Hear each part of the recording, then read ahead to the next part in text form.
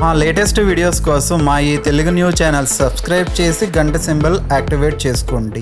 రేపు 10 ముక్కోటి ఏకాదశి, వైకుంఠ ఏకాదశి. ఈ ఏకాదశి చాలా పవిత్రమైనది. ఇది శుక్రవారంతో కలిసి రావటం చాలా విశేషం. ఈరోజు 3 కోట్ల మంది దేవతలు భూమి మీదకి వస్తారు. అయితే ఈరోజు మీరు ఏం చేసినా చేయకపోయినా ఈ చెట్టును తాగితే చాలు మీకు తిరిగిలేని రాజయోగం పడుతుంది. 3 కోట్ల మంది దేవతల యొక్క అనుగ్రహం లభిస్తుంది. అన్ని రకాల దోషాలు పోతాయి, అష్టదరిద్రాలు పోయి అష్ట ఐశ్వర్యాలు కలుగుతాయి. ఇంట్లో కోట్ల వర్షం కురుస్తుంది. కోరిన కోరికలు నెరవేరుతాయి. మీ ఒంట్లోకి దివ్య శక్తులు ప్రవేశిస్తాయి. కటిక పేదవాడైనా సరే రాజ్యమేలే స్టేజ్కి వెళ్తారు. కష్టాలన్నీ కూడా పోతాయి, సమస్యలన్నీ కూడా పోతాయి. విపరీత ధనలాభం కలుగుతుంది. వద్దన్న ఐశ్వర్యం వస్తుంది. ధనం వరదలాగా వచ్చి పడుతుంది. లక్ష్మీనారాయణుల అనుగ్రహం కలిగి 3 కోట్ల మంది దేవతల అనుగ్రహం లభిస్తుంది. తరతరాలకు తరగని ఐశ్వర్యం వస్తుంది. మరి ముక్కోటి ఏకాదశి రోజు ఏ చెట్టును తాకితే 3 కోట్ల దేవతల అనుగ్రహంతో సకల ఐశ్వర్యాలు సిద్ధిస్తాయి అనే విషయాన్ని ఇప్పుడు మనం ఈ వీడియోలో వివరంగా తెలుసుకుందాము. ఫ్రెండ్స్, ఈ వీడియోని ఎక్కడ స్కిప్ చేయకుండా చివరి వరకు చూడండి. అప్పుడే మేము చెప్పేది అర్థమవుతుంది. అలాగే మా ఛానల్ని కూడా సబ్స్క్రైబ్ చేసుకుని మాకు సపోర్ట్ చేయండి. ఈ వీడియో నచ్చినట్లయితే వెంటనే సబ్స్క్రైబ్ చేసుకుని ఒక లైక్ కొట్టడం మర్చిపోవద్దు. సంవత్సరంలో మొత్తం మనకు నెలకు 2 చొప్పున 24 ఏకాదశులు వస్తాయి. ఆ 24 ఏకాదశులు చేయలేని వారు ఈ ఒక్క ముక్కోటి ఏకాదశిని ఆచరిస్తే సంవత్సరంలోని అన్ని ఏకాదశులను ఆచరించిన ఫలితం వస్తుంది. ఈ ముక్కోటి ఏకాదశినే వైకుంఠ ఏకాదశి అని కూడా పిలుస్తారు.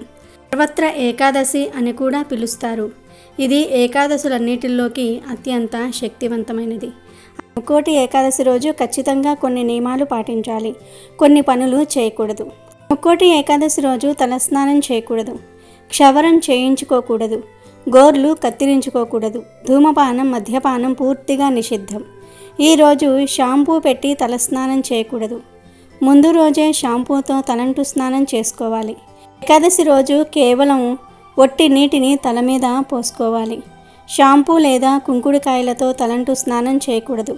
అలాగే ఈ ఏకాదశి రోజు తలకు కొబ్బరి నూనె రాయకూడదు.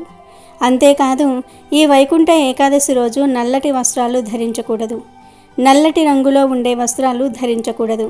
కాదని ఈరోజు నల్లటి వస్త్రాలు ధరిస్తే దరిద్ర దేవత ఆవహిస్తుంది. అలాగే ఈ ఏకాదశి రోజు మీరు గుడికి వెళ్ళినప్పుడు ఆ గుడిలోని హుండీలో ధనంతో పాటు ఒక యాలుక్కాయను కూడా వేయండి. అలా వేయటం వలన మీ ఇంట్లో శుభకార్యాలు జరుగుతాయి.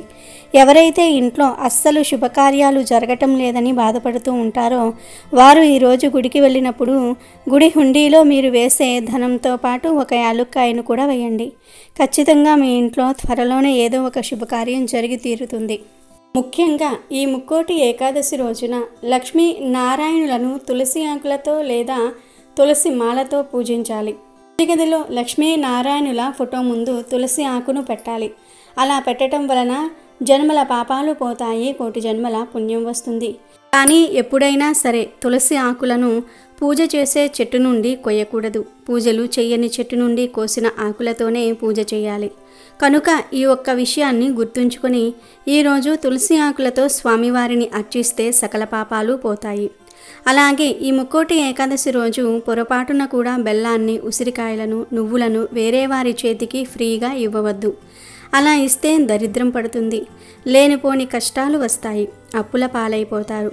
కనుక ఈరోజు ఈ 3 వస్తువులను వేరే వారి చేతికి ఫ్రీగా ఇవ్వవద్దు.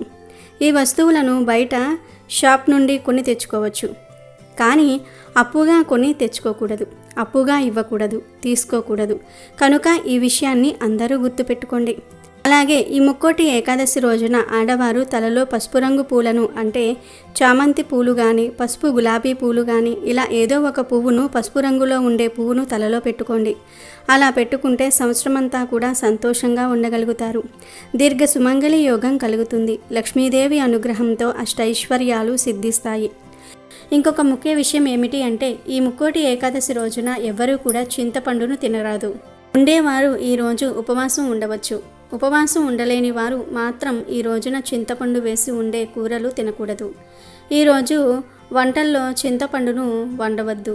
ఏ రూపంలోనూ కూడా ఈరోజు చింతపండు తినవద్దు. కాదని ఈరోజు ఎవరైనా సరే చింతపండును తిన్నారంటే మాత్రం నరకానికి పోతారు, నరక బాధలు అనుభవిస్తారు, లేనిపోని కష్టాలు వస్తాయి. కాబట్టి ముక్కోటి ఏకాదశి రోజు ఎవ్వరూ కూడా చింతపండును తినవద్దు. ఎంతో పవిత్రమైన ఈ ముక్కోటి ఏకాదశి రోజు ఆడవారు ఎర్రటి రంగులో ఉండే చీరను కానీ లేదా పింక్ కలర్లో ఉండే చీరను కానీ ధరించాలి. చీర అనే కాదు, డ్రెస్సులు వేసుకునేవారు కూడా ఈ రంగులో ఉండే డ్రెస్సులు వేసుకుంటే చాలా మంచిది. స్త్రీలు ఈరోజు ఈ 2 రంగుల్లో ఏదో ఒక రంగులో ఉండే దుస్తులను ధరించి గుడికి వెళ్ళిన, ఇంట్లో పూజ చేసుకున్న ముక్కోటి దేవతల అనుగ్రహం లభిస్తుంది. దీర్ఘ సుమంగిలి యోగం సిద్ధిస్తుంది. కష్టాలన్నీ కూడా పోతాయి. భర్తకు మంచి జరుగుతుంది. భర్త ఆయుష్ పెరుగుతుంది. 100 ఏళ్ళు సౌభాగ్యంతో ఉంటారు. భర్త సంపాదన కూడా పెరుగుతుంది. అంతేకాదు ఈరోజు ఈ రంగులో ఉండే దుస్తులు ధరించటం వలన వద్దన్న ధనం వస్తూనే ఉంటుంది. అష్టైశ్వర్యాలు సిద్ధిస్తాయి. ఆడవారు ఒక్కరే కాదు, మగవారు, పిల్లలు, పెద్దలు ఇలా అందరూ కూడా ఈ ముక్కోటి ఏకాదశి రోజు ఎరుపు లేదా పింకు ఈ 2 కలర్స్లో ఉండే బట్టలు వేసుకుంటే ముక్కోటి దేవతల అనుగ్రహం లభిస్తుంది. మీకంతా మంచే జరుగుతుంది. కాబట్టి స్త్రీలు గుర్తుంచుకొని ఈ రంగులో ఉండే దుస్తులను ధరించండి. ఇక గాజులు ఏ రంగులో ఉండేవి ధరించాలంటే ఎరుపు, ఎల్లో, గ్రీన్ ఈ 3 రంగుల్లో ఏ రంగులో ఉండే గాజులను అయినా సరే ధరించవచ్చు. ఈరోజు ఈ రంగులో ఉండే గాజులను ధరించటం వలన లక్ష్మీదేవి అనుగ్రహం కలుగుతుంది. కష్టాలు పోతాయి. సౌభాగ్యం సిద్ధిస్తుంది. ధన సమస్యలు రాకుండా ఉంటాయి. అపార ఐశ్వర్య యోగం కలుగుతుంది. ఇంకా ముక్కోటి ఏకాదశి రోజు ఆడవారు ఈ రంగు దుస్తులు ధరించండి. ఈ రంగు గాజులను వేసుకోండి. మీకు మీ భర్తకు అంతా మంచే జరుగుతుంది. ముక్కోటి దేవతల అనుగ్రహంతో సకల ఐశ్వర్యాలు సిద్ధిస్తాయి. ఆవు ఏకాదశి రోజు మీకు కనిపిస్తే దానికి పూజలు చేయండి. మీ ఇంటికి ఆవు వచ్చినా, మీరు గోశాలకు వెళ్ళినా ఆవుకు ముందుగా పూజలు చేయండి. ఏకాదశి రోజు ఆవుకు పూజ చేసినా వారికి నరక బాధలు తప్పుతాయని పండితులు చెప్తూ ఉన్నారు. ప్రత్యేకించి ఈ ఏకాదశి రోజు ఆవుకు తోటకూరను తినిపించాలి. తోటకూరను తినిపించడం వల్ల దోషాలు తొలగిపోతాయి. మీకు ఎలాంటి దోషాలు ఉన్నా తొలగిపోతాయి. ఆవుకు తోటకూర తినిపిస్తే మీ మనసులోని కోరికలు నెరవేరుతాయి. ఆవుకు తోటకూర తినిపించి దాని చెవులో మీ కోరికలను చెప్పుకోండి. లేదా తోటకూర తినిపించి ఆవుకు నమస్కారం చేసుకొని మీకు ఉన్న సమస్యలు చెప్పుకోండి. మీకు కుదిరితే ఈ ఏకాదశి రోజు ఆవుకు 5 గంటల పాటు నానబెట్టిన ఉలవలను తినిపించటం వల్ల ఉద్యోగంలో స్థిరత్వం ఉంటుంది. నానబెట్టిన బొబ్బర్లను తినిపిస్తే ధనం బాగా సంపాదిస్తారు. నానబెట్టిన గోధుమలను తినిపిస్తే కీర్తి ప్రతిష్టలు పెరుగుతాయి. సమాజంలో మంచి పేరు వస్తుంది. గోమాతకు కొంచెం నీటితో కలిపి బియ్యం పిండిని తినిపిస్తే మానసికంగా ప్రశాంతత లభిస్తుంది. ఇంట్లో గొడవలు అవుతున్న వారు ఇలా చేస్తే ఫలితం ఉంటుంది. అలాగే నానబెట్టిన కందులను తినిపిస్తే కోపం బాగా ఉన్నవారు తగ్గించుకుంటారు. 5 గంటల పాటు నానబెట్టిన కుసుమలను తినిపిస్తే మనసు, ఆత్మ పరిశుద్ధం అవుతుంది. నానబెట్టిన శనగలను గోమాతకు తినిపిస్తే ఆధ్యాత్మిక చింతన అలవడుతుంది. కొంచెం నీటితో కలిపి బెల్లం, రాగి పిండిని తినిపిస్తే అష్టైశ్వర్యాలు కలుగుతాయి. నానబెట్టిన పెసలను తినిపిస్తే విద్యా అభివృద్ధి జరుగుతుంది. ఉడికించిన బంగాళదుంపలను తినిపిస్తే నరఘోష నివారణ జరుగుతుంది. క్యారెట్లను తినిపిస్తే వ్యాపారంలో వృద్ధి సాధిస్తారు. బీట్రూట్, పాలకూరతో ఐశ్వర్య ప్రాప్తిని పొందవచ్చు. గోమాతకు దోసకాయలను తినిపిస్తే శత్రువుల బాధ తగ్గుతుంది. గోమాతకు టమాటాలను తినిపిస్తే పెళ్లి త్వరగా అవుతుందట. బయట కనిపించే ఆవులకు కానీ లేదంటే దగ్గరలో ఉండే గోశాలకు వెళ్ళి గోవులకు మీరు టమాటాలను పెట్టవచ్చు. ఇలా ఆవుకు టమాటాలను పెట్టడం వల్ల త్వరలో పెళ్లి కుదురుతుంది. ఆవుకు ఈ ఆహార పదార్థాలు తినిపిస్తే అతి తొందరలోనే మీరు పడుతున్న బాధల నుండి విముక్తి కలుగుతుంది. ఇలా చేయటం వల్ల మంచి జరుగుతుంది. మరి ప్రతి ఒక్కరూ ఈ ఏకాదశి రోజు ఆవు కనిపిస్తే ఇప్పుడు మనం చెప్పుకున్న విధంగా చేసి గోమాత అనుగ్రహంతో పాటు సకల దేవతల అనుగ్రహాన్ని పొంది ఆనందంగా జీవించండి. మీ జీవితాన్ని మార్చుకోవడానికి ఇది ఒక సువర్ణ అవకాశం. కాబట్టి మిస్ చేయకుండా ఆవు కనిపిస్తే వాటికి తోటకూర లేదా ఏదైనా ఆహారం పెట్టి శుభ ఫలితాలను పొందండి. హైందవుల పండుగలన్నీ అయితే చాంద్రమానం ప్రకారమో లేక సౌరమానం ప్రకారమో జరుపుకుంటారు. కానీ ఈ రెండింటి కలయికతో ఆచరించే పండుగ ఒకే ఒక్కటి. అదే ముక్కోటి ఏకాదశి. సూర్యుడు ధనుస్సు రాశిలో ప్రవేశించిన తర్వాత వచ్చే ఏకాదశి రోజున ముక్కోటి ఏకాదశిని జరుపుకుంటారు. ఈ రోజున ముక్కోటి దేవతలందరూ విష్ణుమూర్తిని దర్శించుకుంటారని ఓ గాథ. అందుకనే ఈ రోజుకు ముక్కోటి ఏకాదశి అన్న పేరు వచ్చింది. ఇక ఈనాడే మధు కైటబులనే రాక్షసులకు శాప విమోచనం కలిగించి వారికి తన వైకుంఠ ద్వారం వద్ద దర్శనాన్ని అనుగ్రహించాడు విష్ణు భగవానుడు. తమలాగే ఈ రోజున ఎవరైతే వైకుంఠ ద్వారాన్ని పోలిన ఉత్తర ద్వారాన్ని దర్శించుకుంటారో వారికి మోక్షాన్ని ప్రసాదించమని వేడుకున్నారు వారిద్దరూ. అప్పటి నుంచి ఉత్తర ద్వారం గుండా శ్రీవారిని దర్శించుకునే ఆచారం మొదలయ్యింది. ఈ ఏకాదశి నాడే వైకుంఠంలోని విష్ణుమూర్తి వారి అంతరంగిక ద్వారాలు తెరుచుకున్నాయి కాబట్టి దీనికి వైకుంఠ ఏకాదశి అన్న పేరు కూడా స్థిరపడింది. ఇంకోటి ఏకాదశి రోజు వైకుంఠ వాకిళ్ళు తెరుచుకుని ఉంటాయని, వైష్ణవాలయాలలోని ఉత్తర ద్వారం వద్ద భక్తులు తెల్లవారుజామునే వేచి ఉంటారు. మామూలు రోజుల్లో దేవాలయాల ఉత్తర ద్వారాలు మూసి ఉంచుతారు. కానీ ఈరోజు ఆ ఉత్తర ద్వారం గుండా వెళ్ళి స్వామిని దర్శనం చేసుకుంటారు. తిరుమల తిరుపతిలో కూడా ఈరోజు వైకుంఠ ద్వారం పేరిట ఉన్న ఉత్తర ద్వారాన్ని తెరిచి ఉంచుతారు. ఇలా ఈరోజు ఎందుకు ఉత్తర ద్వార దర్శనం చేసుకుంటారో తెలియాలంటే ఒక పురాణ కథను వినాలి. పూర్వకాలంలో సమస్త లోకాలు జలమయమై ప్రళయకాలమై ఉన్న సమయంలో శ్రీ మహావిష్ణువు రావియాకుపై తేలియాడుతూ ఉన్నాడు.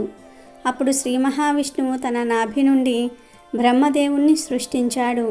ఆ బ్రహ్మదేవుడికి సమస్త వేదాన్ని అందించాడు.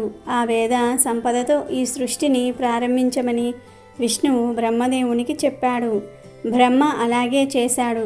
కానీ సృష్టి కార్యం ప్రారంభించిన తర్వాత బ్రహ్మలో అహంకారం మొదలై తాను ఎవరో మర్చిపోయాడు. శ్రీ మహావిష్ణువునే లెక్క చేయలేదు. అప్పుడు శ్రీ మహావిష్ణువు చెవుల నుండి మధు కైటబులు అనే ఇద్దరు రాక్షసులు ఆవిర్భవించారు. సాక్షాత్తు విష్ణువు నుండి ఆవిర్భవించారు కాబట్టి వీరికి విశేషమైన శక్తులు వచ్చాయి. ఈ మధు కైటబులు బ్రహ్మదేవుణ్ణి హింసించటం మొదలుపెట్టారు. బ్రహ్మదేవుడు వారిని ఎదిరించి ఎన్నో సంవత్సరాలు యుద్ధం చేసి ఇక విసిగిపోయి నేను వీరిని సృష్టించలేదు, వీరు ఎక్కడి నుండి వచ్చారు అనే విషయాన్ని తెలుసుకున్నాడు. అప్పుడు బ్రహ్మ అహంకారం తొలగి శ్రీ మహావిష్ణువు దగ్గరకు వెళ్ళి శరణు వేడాడు. అప్పుడు శ్రీ మహావిష్ణువు ఇలా అన్నాడు, బ్రహ్మదేవా, అహంకారం వల్ల నీకు ఎన్ని కష్టాలు వచ్చాయో చూసావా? అయినా సరే నేను నిన్ను రక్షిస్తాను అని చెప్పి మధు కైటబులను పిలిచి వారితో ఇలా అన్నాడు, మానవులారా, మీరు నా నుండి ఆవిర్భవించారు కాబట్టి ఈ రాక్షస తత్వం వదిలి ఏదైనా మంచి వరం కోరుకోమని అంటాడు. కానీ మధు కైటబులు విష్ణువుతో మీరు మాకు వరం ఇవ్వటం ఏమిటి? మేమే నీకు వరం ఇస్తాము, కోరుకో అని అన్నారు. అప్పుడు వారి అహంకారం చూసి శ్రీ మహావిష్ణువు అయితే నేను నా కోరిక కోరుతున్నాను, మీరు నా చేతిలో చచ్చిపోండి అని కోరుకున్నాడు. దానికి మధు కైటబులు ఇలా అన్నారు, సరే అయితే మీ చేతులలో మేము మరణిస్తాము, కానీ నువ్వు మాతో ద్వంద్వ యుద్ధం చెయ్యాలని చెప్పారు. శ్రీ మహావిష్ణువు దానికి అంగీకరించాడు. అస్త్రాలు లేకుండా చేతులతో పిడిగుద్దులతో వారి మధ్య యుద్ధం జరిగింది. అలా వారు శ్రీ మహావిష్ణువు స్పర్శ తగిలి ఎంతో ఆనందం పొందారు. అప్పుడు మధు కైటబులకు ఒక ఆలోచన వచ్చింది.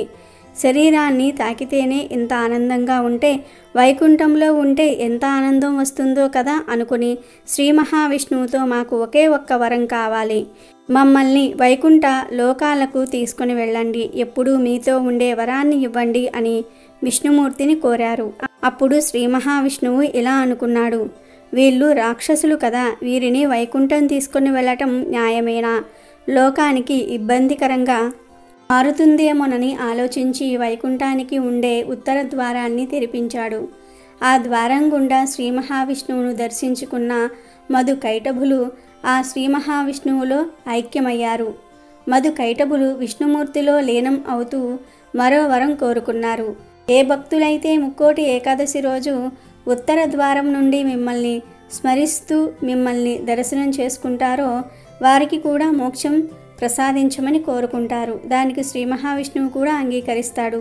ముక్కోటి ఏకాదశి రోజు దేవతలు కూడా ఉత్తర ద్వారం గుండా స్వామివారిని దర్శించుకొని మోక్షాన్ని పొందుతారు. అప్పటి నుండి ధనుర్మాసంలో వచ్చే మొదటి ఏకాదశి అయినటువంటి ముక్కోటి ఏకాదశి రోజు ఇలా భక్తులు ఉత్తర ద్వారం గుండా శ్రీ మహావిష్ణువును దర్శించుకొని మోక్షాన్ని పొందుతారు. ఇదే వైకుంఠ ద్వార దర్శనం వెనుక ఉన్న కథ. ఈ ముక్కోటి ఏకాదశి అనేది అతిపెద్ద ఏకాదశి, చాలా మంచి ఏకాదశి. మేము సంవత్సరంలో ఏ ఏకాదశి నాడు పూజ చేయలేదు, ఉపవాసం ఉండలేదు, ఏకాదశి వ్రతం చేయలేదు అని చాలామంది బాధపడిపోతూ ఉంటారు. అలాంటి వారికి ఏకాదశి ఒక వరం. మీరు ఈ ఒక్క ఏకాదశిని ఆచరిస్తే సంవత్సరంలో మిగిలిన 23 ఏకాదశులను ఆచరించిన ఫలితం వచ్చేస్తుంది. కనుక అందరూ కూడా తప్పనిసరిగా ఈ ముక్కోటి ఏకాదశి వ్రతాన్ని ఆచరించండి. ఈరోజు ఉదయాన్నే చక్కగా లేచి స్నానం చేసుకుని శుచిగా ఉండే దుస్తులు ధరించి ఆలయానికి వెళ్ళండి. వైకుంఠ ద్వార దర్శనం చేసుకోండి. కుదిరిన వారు ఈ రోజంతా ఉపవాసం ఉండండి. లేదు మేము ఉపవాసం ఉండలేము అనుకునేవారు శుభ్రంగా అన్నం తినేయండి. అంటే కూరల్లో ఉప్పు, కారాలు, మసాలాలు తగ్గించి వంట చేసుకొని ఆ సాత్వికమైనటువంటి ఆహారాన్ని తినండి. మరి ఎక్కువగా కాకుండా లైట్గా తినండి. ఇలా మీరు సాత్విక ఆహారం తింటే చాలు, అది కూడా ఉపవాసం లెక్కలోనికి వచ్చేస్తుంది. లేదు మేము ఉండగలము అనుకునేవారు ఉపవాసం ఉండండి. ఉపవాసం ఉండలేని వారు మాత్రం ఉప్పు, కారాలు తగ్గించుకుని సాత్వికంగా ఆహారం వండి ఆ భోజనం చేయండి. దేవుడి మీద మనసును పెట్టండి చాలు, అదే ఉపవాసం అవుతుంది. ఇలా ఈరోజు ఉపవాసం ఉంటే సంవత్సరంలోనే అన్ని ఏకాదశుల్లో ఉపవాసం ఉన్న ఫలితం వస్తుంది.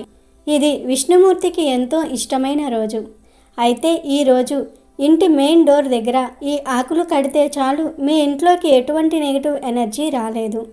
మీకు ఉన్న కష్టాలు, దరిద్రాలు తొలగిపోయి మీరు కోటీశ్వరులుగా మారిపోతారని పండితులు చెప్తూ ఉన్నారు. ఈరోజు ఇంటి గుమ్మానికి ఈ ఆకులు కడితే మీ ఇంట్లోకి దైవశక్తులు వచ్చి సకల ఐశ్వర్యాలను కలిగిస్తాయని పండితులు చెప్తూ ఉన్నారు.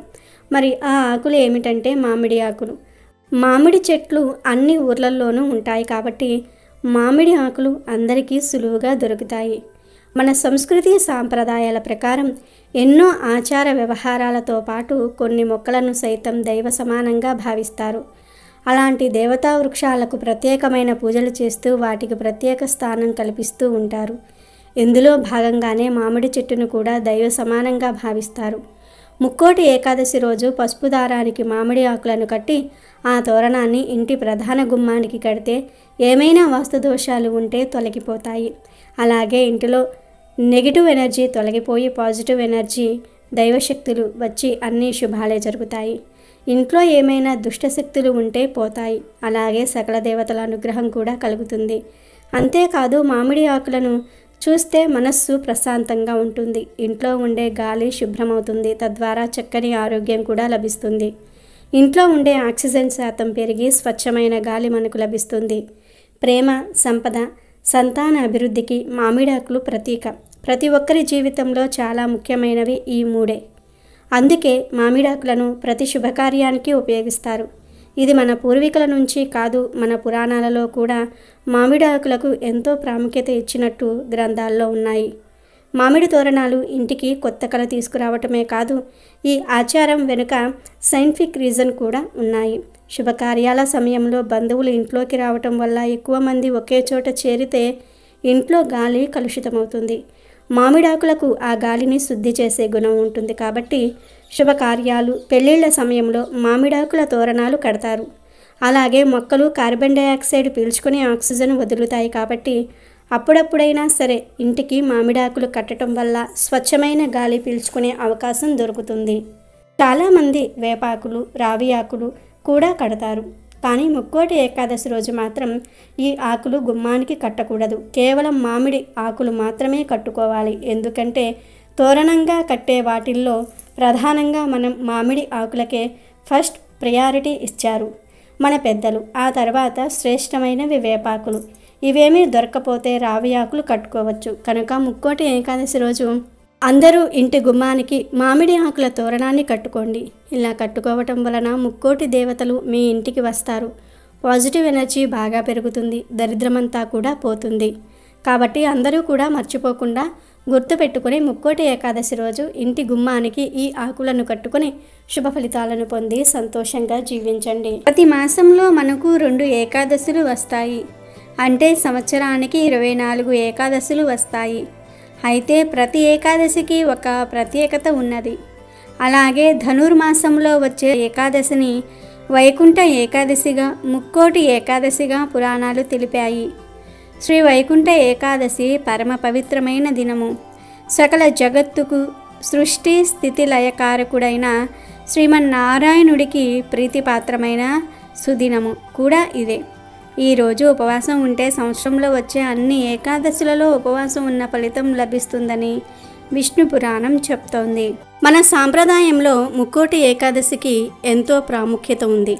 ఈ ఏకాదశి రోజున ఎవరైతే ఉపవాసాన్ని పాటిస్తారో వారికి ఎన్ని బాధలు కష్టాలు ఉన్నా అవన్నీ కూడా తొలగిపోతాయి. లక్ష్మీదేవి అనుగ్రహంతో పాటు విష్ణుమూర్తి అనుగ్రహం కూడా కలుగుతుంది.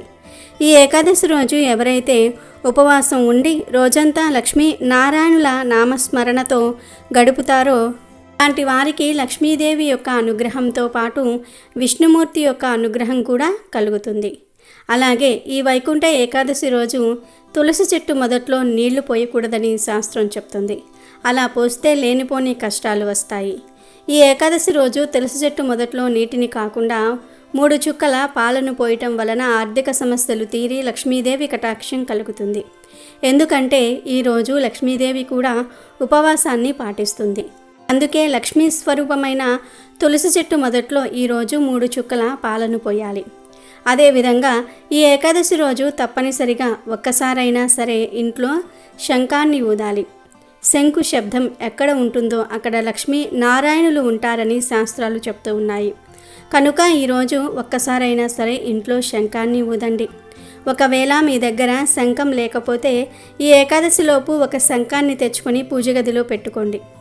ఏకాదశి రోజు ఆ శంఖాన్ని ఒక్కసారి ఊదండి, శుభాలను పొందుతారు. వైకుంఠ ఏకాదశి రోజు ఒక 2 వస్తువులను కొని ఇంటికి తెచ్చుకుంటే చాలు, మీ జాతకం మారిపోతుంది. మీకు ఉండే కష్టాలు పోయి వద్దన్న ధనం దూసుకు వస్తుందని శాస్త్రాలు చెప్తూ ఉన్నాయి. మరి ఆ వస్తువులలో మొదటి వస్తువు ఏమిటి అంటే ఉప్పు, అంటే గల్లుప్పు. మీరు అనుకోవచ్చు, ఎప్పుడూ రాళ్ల ఉప్పు గురించే చెప్తారు, రాళ్ల ఉప్పుకు అంత శక్తి ఉంటుందా అని అనుకోవచ్చు. కానీ ఇది నిజం. రాళ్ల ఉప్పుకు 100% శక్తి ఉంటుంది. రాళ్ల ఉప్పు సముద్రం నుండి వస్తుంది. సముద్రం అంటే లక్ష్మీదేవి పుట్టినిల్లు. ఈ విషయం అందరికీ తెలుసు. అందుకే ఉప్పుకు లక్ష్మీదేవికి చాలా దగ్గర సంబంధం ఉంది. ముఖ్యంగా ఈ ఏకాదశి రోజు ఒక గల్లులుప్పు ప్యాకెట్ను కొని ఇంటికి తెచ్చుకుంటే చాలా మంచిది. అలా అద్భుతమైన ఫలితాలు చూడగలుగుతారు. ఈరోజు ఉప్పును కొని ఇంటికి తెచ్చుకుంటే బిచ్చగాడు సైతం కుబేరుడుగా మారుతాడు. ఎందుకంటే ఉప్పుకు అంత పవర్ ఉంటుంది. ఉప్పుతో చేసే పరిహారాలకు కూడా అంతే శక్తి ఉంటుంది. కాబట్టి ఖచ్చితంగా ఈరోజు ఒక 20 రూపాయలు పెట్టు ఉప్పు ప్యాకెట్ను కొని తెచ్చుకోండి. రాళ్ల ఉప్పు, గల్లులుప్పు, దొడ్డుప్పు, రాక్ సాల్ట్ అని రకరకాలుగా పిలుస్తూ ఉంటారు కదా, ఆ ఉప్పును తెచ్చుకోండి. మీ ఇంట్లో ఆల్రెడీ ఉన్నా పర్వాలేదు. ఈరోజు చిన్న ఉప్పు ప్యాకెట్ను అయినా సరే తెచ్చుకోండి. తెచ్చుకున్న ఉప్పును వంటగదిలో పెట్టుకొని వంటల్లో వాడుకోవచ్చు, లేదా పరిహారాలకు వాడుకోవచ్చు. ఎవరికైతే అప్పులు ఎక్కువగా ఉన్నాయో వారు ఈ ఏకాదశి రోజున ఒక రాతి లేదా చెక్క లేదా రాగి గాజు గిన్నెలో గల్లులుప్పును వేసి ఆ గల్లులుప్పు మధ్యలో ఒక తమలపాకును పెట్టి ఆ తమలపాకు మీద ఒక కర్పూరం బిళ్ళను పెట్టి ఆ తరువాత ఈ ఉప్పు గిన్నెను పూజ గదిలో ఉంచి కర్పూరాన్ని వెలిగించండి. ఆ కర్పూరానికి ఒక నమస్కారం చేసుకోండి. ఇలా చేయటం వలన మీకు ఉన్న అప్పుల బాధలు తీరిపోతాయి, ధన సమస్యలు పోతాయి, మీ సంపాదన పెరుగుతుంది, 4 వైపుల నుండి ధనం ఆకర్షింపబడుతుంది, సంపాదన 10 రెట్లు పెరుగుతుంది, మీ జీవితం మారుతుంది, అప్పులు తీరిపోతాయి, మీరు మళ్ళీ అప్పులు చేయకుండా ఉంటారు. చిన్న గిన్నెలో ఉప్పు వేసి ఆ ఉప్పు మీద తమలపాకును పెట్టి తమలపాకు మీద కర్పూరం బిళ్ళ పెట్టి వెలిగించండి. కర్పూరం వెలిగేటప్పుడు మాకు ఉన్న అప్పులు తీరాలి, ధనం కలిసి రావాలని సంకల్పం చెప్పుకోండి. ఇలా చేస్తే సంపాదన పెరుగుతుంది, అప్పులు తీరే యోగాలు వస్తాయి. ఇలా పూజ గదిలో పెట్టిన ఉప్పును తమలపాకును మరునాడు అంటే 24 గంటల తర్వాత తీసి ఎవ్వరూ తీరగని చోట పాతిపెట్టేయండి. ఈ చిన్న పరిహారం చేయటం వలన దరిద్ర బాధలు పోతాయి, ఇబ్బందులు పోతాయి, సంతోషంగా ఉండగలుగుతారు. ఉప్పును తెచ్చుకొని వంటల్లో వాడుకున్న లేదా ఈ పరిహారం చేసిన 33 కోట్ల మంది దేవతల అనుగ్రహం కలుగుతుంది, లక్ష్మీనారాయణుల అనుగ్రహం కలుగుతుంది, ధనం వద్దన్నా వస్తుంది, జాతక దోషాలు కూడా పోతాయి, మీ జాతకం అద్భుతంగా మారిపోతుంది. రెండవ వస్తువు ఏమిటి అంటే లక్ష్మీ గవ్వలు. అవును, ఈ ముక్కోటి ఏకాదశి రోజున 5 లక్ష్మీ గవ్వలను ఇంటికి తెచ్చుకుంటే ఐశ్వర్యం మిమ్మల్ని వెతుక్కుంటూ వస్తుంది, కష్టాలన్నీ కూడా పోతాయి. కనుక ఈరోజు 5 లక్ష్మీ గవ్వలను ఇంటికి తెచ్చుకోండి. తెచ్చుకొని పాలతో కడిగేసి పూజ గదిలో ఉంచండి. అంటే మీరు పూజ చేస్తారు కదా, ఆ పూజల్లో ఉంచండి. పూజ అయిపోయాక ఆ గవ్వలను తీసేసి మీరు ధనం దాచే బీరువాలో కానీ, వ్యాపారం చేసే వారైతే గల్లా పెట్టెలో కానీ పెట్టుకోండి. లేదు ఆల్రెడీ మా దగ్గర గవ్వలు ఉన్నాయి అనేవారు ఆ గవ్వలనే పాలతో కానీ నీళ్ళతో కానీ కడిగి పూజలో పెట్టి ఆ తర్వాత ధనం దాచే చోట పెట్టుకోండి. ఎందుకంటే గవ్వలంటే లక్ష్మీనారాయణులకు ఎంతో ఇష్టం. గవ్వలు ఎక్కడ ఉంటే అక్కడ లక్ష్మీనారాయణులు ఉంటారు. గవ్వలు ఐశ్వర్యాన్ని తెచ్చిపెడతాయి. కాబట్టి ఈరోజు 5 లక్ష్మీ గవ్వలను ఇంటికి తెచ్చుకోండి. అలాగే ఈరోజు పచ్చకర్పూరాన్ని లేదా కర్పూరాన్ని కూడా తప్పనిసరిగా ఇంటికి తెచ్చుకోవాలి. పచ్చకర్పూరం అంటే విష్ణుమూర్తికి ఎంతో ఇష్టం. కాబట్టి ఈరోజు చక్కగా ఒక 50 రూపాయలు పెట్టి పచ్చకర్పూరం కొని ఇంటికి తెచ్చుకోండి. ఇలా ఏకాదశి రోజు ఇంటికి పచ్చకర్పూరం తెచ్చుకుంటే ముక్కోటి దేవతల అనుగ్రహం లభిస్తుంది. అంతేకాదు చాలామంది జాతక దోషాల వలన అనేక సమస్యలను ఎదుర్కొంటూ ఉంటారు. జాతకంలో దోషాలు ఉంటే ఇంట్లో పెళ్ళిళ్ళు జరగవు, అనుకున్న పనులు జరగవు, చివరి క్షణంలో ఆగిపోతూ ఉంటాయి. ఇలా జాతక దోషాలు ఉన్నవారు ఈ ఏకాదశి రోజు పచ్చకర్పూరాన్ని కొని ఇంటికి తెచ్చుకుంటే ఆ జాతక దోషాలు తొలగిపోతాయి, జాతకం మారిపోతుంది. కనుక ఈరోజు పచ్చకర్పూరాన్ని కొని ఇంటికి తెచ్చుకోండి. తరువాత ఆ పచ్చకర్పూరంతో స్వామివారికి హారతి ఇవ్వండి. ప్రసాదంలో కూడా పచ్చకర్పూరాన్ని వేయండి. చిన్న గ్లాసులో మంచినీళ్లు తీసుకొని ఆ నీటిలో చిటికెడు పచ్చకర్పూరం పొడిని కలిపి ఆ కర్పూరం నీటిని పూజ గదిలో అన్ని మూలల్లో కూడా చిలకరించండి. స్వామివారికి పచ్చకర్పూరం అంటే ఎంతో ఇష్టం కనుక ఏకాదశి రోజు పచ్చకర్పూరాన్ని కొని తెచ్చుకొని ఇలా చేస్తే స్వామివారు 33 కోట్ల దేవతలతో పాటుగా మీ ఇంటికి వచ్చి మీకు సకల ఐశ్వర్యాలను ప్రసాదిస్తారు. ఏకాదశి రోజున ధనియాలను కొని ఇంటికి తెచ్చుకున్న మంచి శుభ ఫలితాలు కలుగుతాయి. ధనియాలను లక్ష్మీ స్వరూపంగా, లక్ష్మీ కారకంగా భావిస్తారు. ధనియాలు కూడా చాలా మంగళకరమైనవి. ధనియాలకు లక్ష్మీదేవికి చాలా దగ్గరి సంబంధం ఉంటుంది.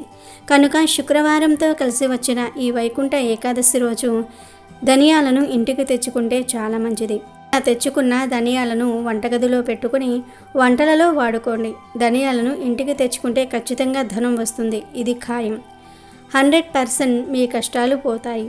మనం మొత్తం 4 వస్తువులు చెప్పుకున్నాం కదా. 4 వస్తువులు తెచ్చుకోవాల్సిన అవసరం లేదు. వీటిల్లో ఏవైనా 2 వస్తువులను మాత్రమే తెచ్చుకోండి. మీకు ఏవైతే అవసరమో వేటిని తెచ్చుకోవాలని అనిపిస్తుందో వాటిని మాత్రమే తెచ్చుకుంటే సరిపోతుంది.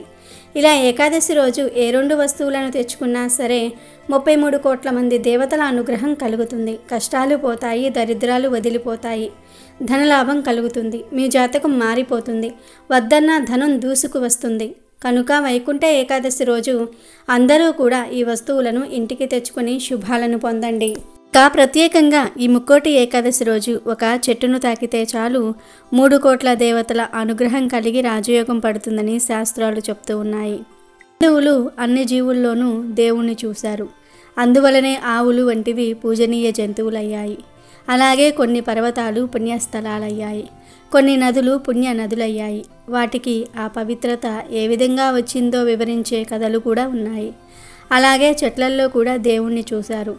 కొన్ని చెట్లను దేవతా వృక్షాలన్నారు. నిజానికి చెట్లు భూమి మీద సౌరశక్తిని గ్రహించుకునే కేంద్రాల్లో ముఖ్యమైనవి. అవి మనకు కాయలు, పండ్లు, పువ్వులు, ఔషధాలు ఇవ్వడంతో పాటు వంట చెరుకు వంటివి ఇచ్చి మానవాళి మనుగడకు ఎంతగానో తోడ్పడుతూ ఉన్నాయి. చెట్లకు కూడా మనుషుల మాదిరి ఆనందము, బాధ వంటివి ఉంటాయని మనువు పేర్కొన్నారు. ఈ విషయం ఆధునిక విజ్ఞాన శాస్త్రరీత్యా కూడా నిరూపితమైంది. భారతీయ ఋషులు సైతం కొన్ని వృక్షాలను పవిత్రమైనవిగా పేర్కొన్నారు. ప్రత్యేకించి ఈ ముక్కోటి ఏకాదశి రోజున రావి చెట్టును తాకితే చాలు కోట్ల వర్షం కురుస్తుంది.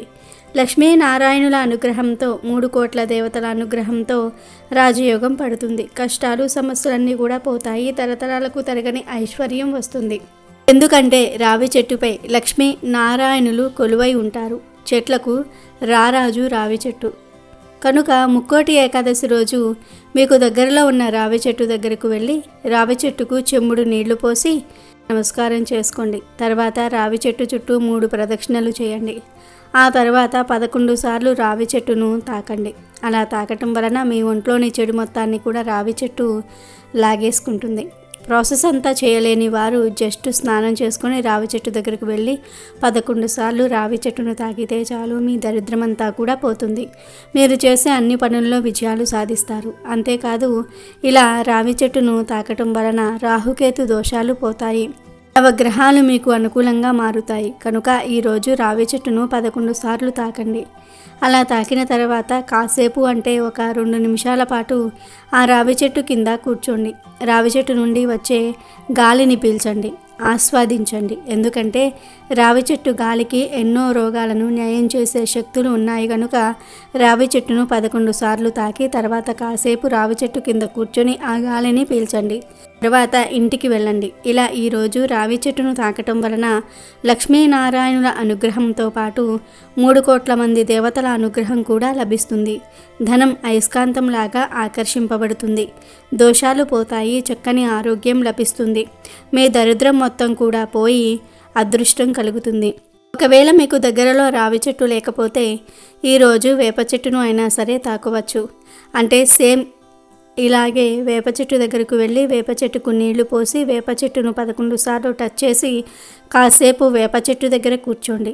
అంతా చేయలేని వారు జస్ట్ వేప చెట్టును తాకి అక్కడ 2 నిమిషాలు కూర్చొని వేప గాలిని పీల్చి ఇంటికి వచ్చినా చాలు. కోట్ల వర్షం కురుస్తుంది. లక్ష్మీనారాయణుల అనుగ్రహం లభిస్తుంది. 3 కోట్ల దేవతల అనుగ్రహం కలుగుతుంది. కటిక పేదవాడైనా సరే రాజ్యమెలుతాడు. ఎందుకంటే రావి చెట్టుకు వేప చెట్టుకు అంతటి శక్తులు ఉన్నాయి. రావి చెట్టులో ఎన్నో రకాల ఔషధ గుణాలు దాగి ఉన్నాయి. అంతేకాదు రావి ఆకులలో నుండి మనకు ఆక్సిజన్ అనేది ఎక్కువగా వస్తూ ఉంటుంది. కనుక రావి చెట్టు అనేది శాస్త్రపరంగాను సైన్స్ పరంగాను ఎంతో గొప్ప ప్రాముఖ్యతను పొంది ఉంటుంది.